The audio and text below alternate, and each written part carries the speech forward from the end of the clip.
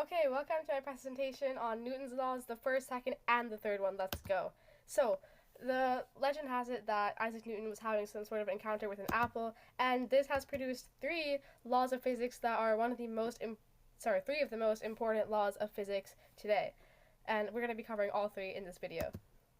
So, here's the first law, the law of inertia, stating that a body in motion remains in motion, and a body at rest remains at rest unless acted upon by an unbalanced force.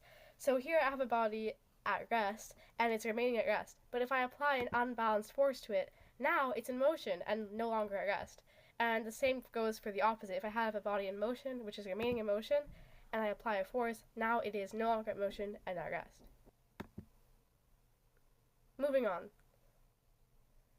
Here is the second law, which is the law of force and acceleration, also called F equals ma. So we can use this law to calculate the force or mass or acceleration of an object if we know the other two variables. For example, I have a mass over here, which we know the mass is 2 kilograms and the acceleration is 3 meters per second squared. If I use Newton's second law and plug in these variables into the equation, I can actually calculate the force that is causing this car to accelerate, which would be 6 newtons in this example. And in case you're wondering, kilogram times meters per second squared is just a newton, which is the unit of force. So, here is the third law, which is the law of action and reaction, stating that for every action or force, there is an equal and opposite reaction. So, for example, if I threw this samosa at this wall, it's going to exert a force onto the wall.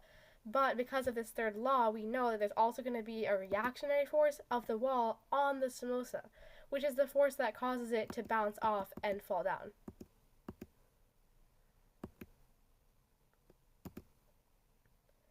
Thank you for listening. Here are the credits.